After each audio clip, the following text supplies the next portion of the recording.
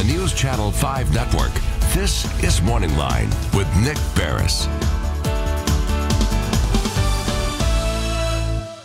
The show. Good morning, everyone. Thanks for joining us on MorningLine. I am Nick Barris, and on this Tuesday, we have a good show on tap for you. We're going to open up the phone lines in a moment and invite you to join in the conversation and ask some questions of our guests, as we're going to be talking this morning the topic medical marijuana. All right. Medical marijuana, we've done it before, but there's a real hook for it today because medical marijuana, House Bill 1749, 130 today, is going to come up for discussion. We'll get into details about what's going to happen with that bill's sponsor. And we're also going to talk about CBD oil. I've done several stories, did a Facebook Live yesterday. It was my special report last night at 10, and what the differences are and the legalities between that and medical marijuana. And we can even touch on some of the criminal aspects of this, if you will, as I broke yesterday the fact that all of those businesses in Rutherford County that were busted for CBD gummies, well, sometime probably today or tomorrow, all those criminal charges are going to be dropped for, I don't know, were there confusion between the DA and the TBI and the testing? All I can tell you is there's a lot going on this front, and there's someone here who's much more capable of answering your questions and talking about it. State Representative Jeremy Faison is with us. Good morning. Good morning. To you. Good to see you. Like many people in the legislature, most of them, you are a Republican. You are a sponsor out of Cosby, right, of the Medical Cannabis Act, House Bill 1749. That's me. It's yours. It's your baby. Yeah. It's happening today. There are many of us Republicans, and I guess I'm kind of a strange person for the last 4 years in Tennessee to be championing anything that has to do with cannabis. Mm-hmm. I'm a Christian to lead worship in my church, but I was challenged about 6 years ago to do my own research on this plant. And Nick, the more I got into the plant, the more I was amazed at what it offers society, from the industrial hemp plant to the marijuana plant. The entire cannabis plant as a whole, what the potential benefits are. And I realized as I started doing real research that all we can trace back to around 3000 BC and see organized people groups, the Assyrians, and come forward all the way to the 20th century. It was commonplace in every society. They used it for industrial purposes, they used it for edible purposes, and they used it for medicinal purposes. And when last year in America, 60,000 people died to prescriptions. Why aren't we screaming about that? We're freaking out right now about guns. Opioids are legal, aren't they? Well, yeah, and we're freaking out about guns and raising Cain, and that's just maybe a few thousand, which is terrible that we lost a gun. But guys, 60,000 people died because of prescription drugs. And we're still every day saying, we don't need cannabis, let's keep pushing prescription drugs. Put cannabis back here to Schedule 1, that's what the federal government says, like they get anything right. And let's just continue to pursue prescription drugs and push cannabis to the back. There comes a time that the states all need to stand up and say, you know what, we've been lied to enough. Okay. You've told us a lie. We have people that are illegally alive today, that are living and thriving today because of a plant that the federal government says has no value. Come on. Yeah. I mean, when are you going to get off of your silly prohibitionist stance? You're up against the years and years and years of misinformation, beginning with the film classic Reefer Madness, all right? If you haven't seen it, watch it because it is a tickle. I mean, it's funny. Predicated on racism. But what's funny, when you read it, and when you do see that, you have to remind yourself that when this came out, it was serious. You watch it now and it's a joke. Right. But it's that type of thing. No matter what, you're still up against years and years and years and years of it takes time to change those attitudes, doesn't it? Even though everything I know you're saying is true. Oh, it does take time, and it's one person at a time. Yeah. You know, when a shark comes up to a school of small fish, he doesn't just go charging right in the middle. Oftentimes, he'll wait till he sees one off the side and he'll start picking them off. Yeah, right. And so that's what we're doing with our bill. We're finding people that are like, maybe, you know, like Dr. Brian Terry from right here in Rutherford County, probably one of the smartest people in the legislature. And I realized 2 years ago he was thinking, man, there might be something to this plant. Dr. Brian Terry, good Republican, true conservative Christian. He signed on yesterday. Same thing with Speaker Harwell.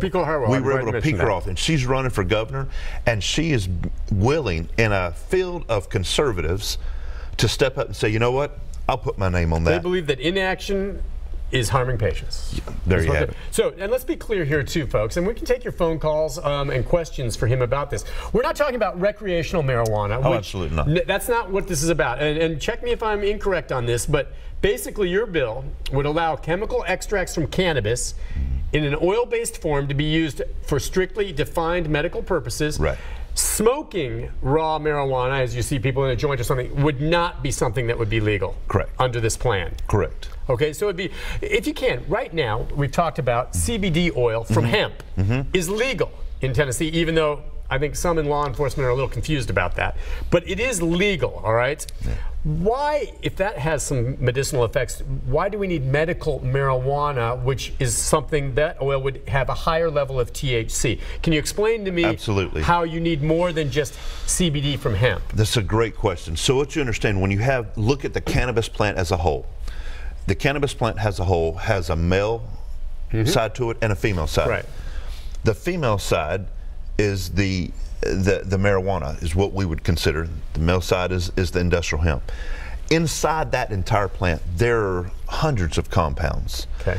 And way Dr. Brian Terry from Rutherford would say there's a thing called the entourage effect.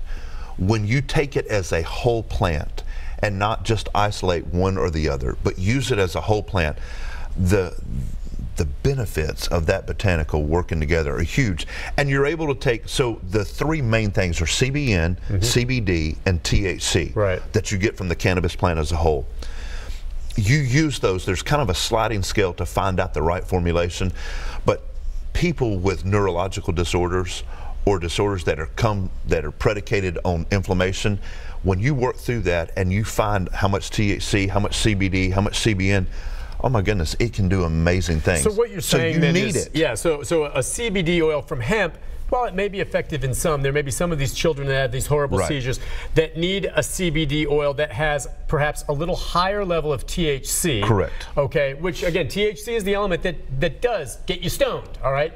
We're not talking about getting children stoned here, but it could be a little higher level where right now that would technically be illegal in the state. It's 0.3% in hemp, 0.3 and above would be marijuana and is illegal. If your bill passes, it would allow medical marijuana to be 0.3 and above for certain patients. And let's talk about this. So people say, well, Jeremy, what you're doing, if you put THC in it, then that's potentially mind altering.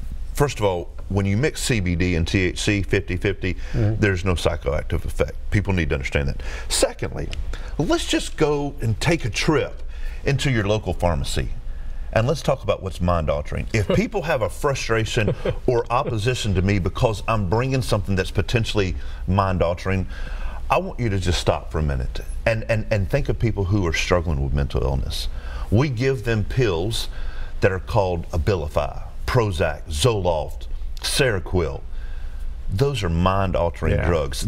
These are the drugs that are wreaking havoc on people's body. You know, take Abilify. Abilify, the #1 side effect to a person who's been given Abilify because they're bipolar. The #1 side effect is suicidal tendencies. My gosh, we're giving somebody a synthetic, man-made substance that's been made in a lab to help them with their emotions, and the #1 side effect is suicidal tendencies. But we have a plant that's been here since God created this earth that we know, regardless of what the big daddy federal government says, we know 100% evidence-based medicine, it works. And by the way, you can't overdose on it. You can't get addicted to it. Listen, we have to take a break. We're going to take some phone calls that are coming in as well. 737-7587. I'll say this. I've done such research. I've talked to a lot of folks. To this point, I have not been able to find a rational argument that makes sense to me against medical marijuana. And I'm open to it. If there is one, I want to hear it. Please call in. We want to hear it. And I mean, we won't attack you. I mean, I won't. I certainly won't, and you could challenge it. But I want a reasoned argument why you would be against medicinal marijuana for some of these patients. And I know there's some state lawmakers and some at the federal level out of Tennessee right now that are fighting this. And if they are, a reasonable argument is not money for big pharma, okay? That doesn't cut it, but I suspect some of that's going in. Or profit and how it affects people's pocketbooks because they're dealing with drug rehab centers or something like that. Or criminal, because all of a sudden you legalize a certain degree of marijuana and all of a sudden the jails don't make as much money. I'm sorry, that's all crap. Sorry about that, okay? So I need a reasoned argument why you would be against it. So let's take a break, and if you don't have one, that's fine. You can also ask questions of the representative more with this right after this commercial break.